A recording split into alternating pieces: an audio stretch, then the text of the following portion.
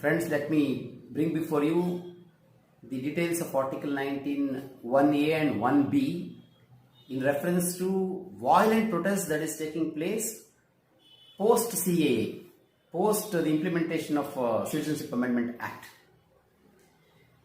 India is presently witnessing a large scale protests, violent protests, especially in Delhi, that has taken a life of, the protests have turned into religious clashes and it has taken a toll of over 30 lives. Many of the lives are innocent lives who have not even taken part in the protests. So this is very painful, and it is not limited just to India's capital, but it is spread across the country. Every day we read in the newspaper that so-and-so protest which has turned violent. So now the organizers of these protests are taking shelter, protection under Article 19(1)A and 19(1)B. The first being freedom of speech and expression. The second being right to assemble peacefully without any arms. So whether these protests, first let us discuss about the freedom of speech. They say freedom of the protesters say this freedom of speech is constitutionally guaranteed. It's a fundamental right. But when they raise slogans praising, hailing an enemy country, Pakistan and Bangladesh, in a public platform and try to take shelter under Indian Constitution Article 19(1)A, does it really fall under this article? 100% it doesn't fall under this article at all. Because freedom of speech and expression is subject to public order and morality. You cannot talk whatever you want. You cannot praise the enemy country. You cannot praise the enemy country in a country where you are living. It is not. So it disturbs the public order. It seeds the hatred. It divides the people on communal lines. So such violent speeches can certainly not fall under 19(1)A at all. Therefore, it will be considered as anti-national act. And now coming to this protest, 19(1)B.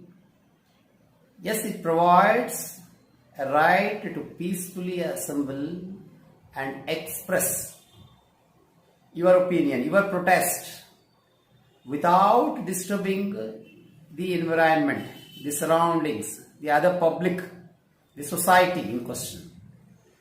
So all this protest does not fall under this at all because it is violent in nature. You block the roads, you shout slogans disturbing the neighborhood, you come with arms and ammunitions, you pelt stones, you destroy public property, you destroy private property, you engage in arson, you assemble in a way to threaten the society and to create fear amongst the citizens of India, amongst the people, and you try to take shelter under 19(1)B. It is impossible. So I have seen some of the cases are filed in several high courts, in Supreme Court, and also one in Bangalore High Court, which was recently decided. I am firmly of the opinion, these agitators, these violent protesters who are gathering, they're becoming an unruly mob, who are destroying the entire the society, the harmony. They are destroying the peace. They are disturbing the harmony. They are threatening the peace-loving citizens of this people. So therefore, now the responsibility straight falls into the government of India and the concerned state governments. They must, under any circumstances, they must take necessary steps to stop such spreading of protests They are spreading misinformation. So spreading wrong information, misinformation campaign, praising the enemy country, they don't fall under 19(1)(a). Today, in Bangalore court, there is bail petition is being heard for the lady who have praised the Pakistan, Ardra. Her name is Ardra. So now, one side the law will take its course. I will not try to interfere in the judicial purview.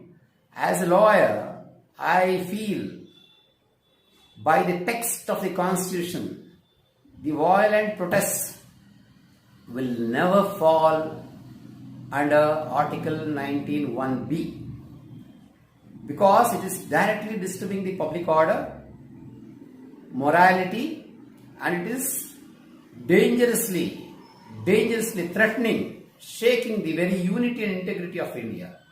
So this is subject to, see, Article 19(1)(a) and 19(1)(b) is subject to maintenance of public order, morality, unity, integrity and security of the country. So when this disturbs, none of these violent protesters can take shelter under these articles 19(1)(a) and 19(1)(b). All their misadventure to use the court's time will only go in futile.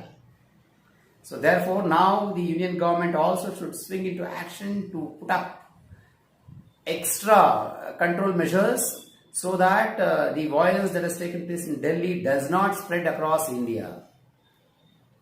In order to preserve the security of the people, in order to preserve the integrity of people, in order to preserve the safety, in order to protect the Article 21, see, the government should take every possible action to curb such anti-national acts, which I would call the protesters, the violent protesters are involving in.